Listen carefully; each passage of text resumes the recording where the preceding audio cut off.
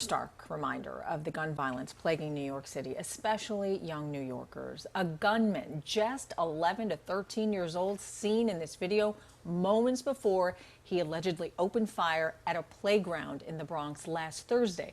Now, this is the latest in a recent wave of shootings involving teenagers. So on Wednesday night in Harlem, a 13-year-old was shot in the head and a 16-year-old was shot in the back after shooting inside a restaurant.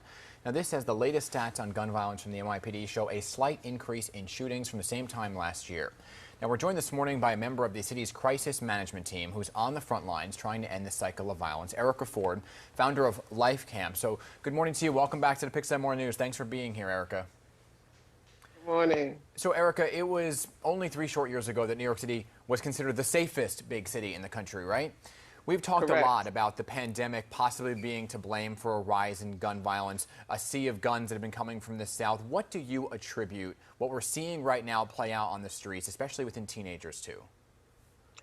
I think that also, notwithstanding the coronavirus and everybody having to be inside and everything shut down and just the trauma on top of trauma that happened during the coronavirus, but also we have to go, just like we did to the coronavirus, the preconditions, right?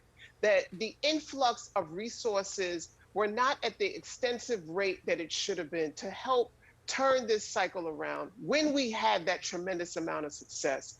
And so when we talk about economic equity and things to do with young people like this 13-year-old, when we look at the generational trauma that is happening in these various communities, poverty is at the prefix of this violence. Trauma is at this prefix of violence, just like all of the other preconditions that existed for COVID.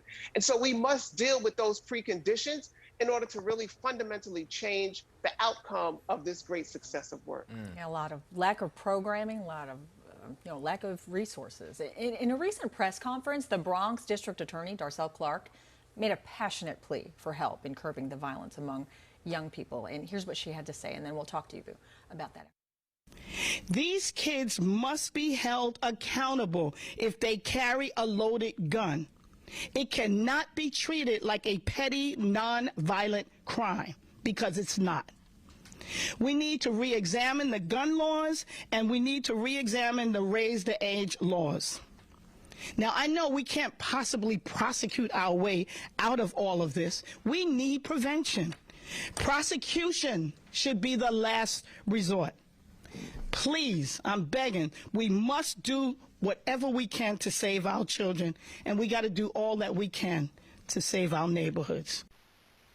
Such a desperate plea. You can hear it in her voice. So do you support the idea of teens being tried as adults if they're caught carrying or using a loaded weapon?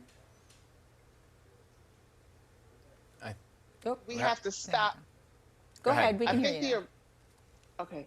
I think the arrest is secondary. I think that we have to stop the act, right? And so we have to, as they talked about reimagining public safety, as she talked about, we have to do everything to protect our children. That means changing how they live. They live in a community that is ravished with violence, right? With no community centers, with no programs, with no money for real quality food, with no real educational institution that is a state-of-the-art building that brings out what they need to do as young people. So if we're talking about putting those expensive dollars into incarceration, let's try putting those expensive dollars into the communities in which these incidents are happening. The equity of resource and investment is not happening. And so when you look around the Black and brown community where these incidents are happening, there's no healing centers. Right. There's no helping parents deal with what is happening to their children on a consistent, and equity basis. So, Erica, who is responsible for making that happen then, right? Because in response to the increase in gun violence during the pandemic, we heard that the NYPD teamed up with community leaders, religious leaders, to be those violence interrupters, prevent violence before it happens. Is it working? Is it not working? Who is responsible for what exactly you're talking about? It is working, but it's working Governor Cuomo made a state of emergency, right?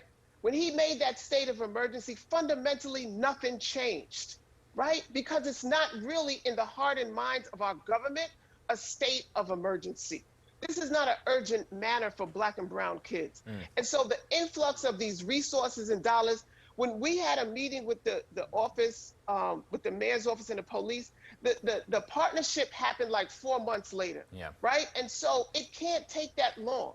It has to happen at its equity level now, not 3 months. And let's talk about it. We need centers open. We need more people hired, and at a double, triple rate.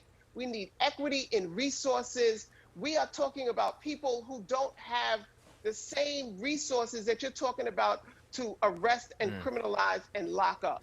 It costs $287 million a year on gun violence. Let's invest that in communities.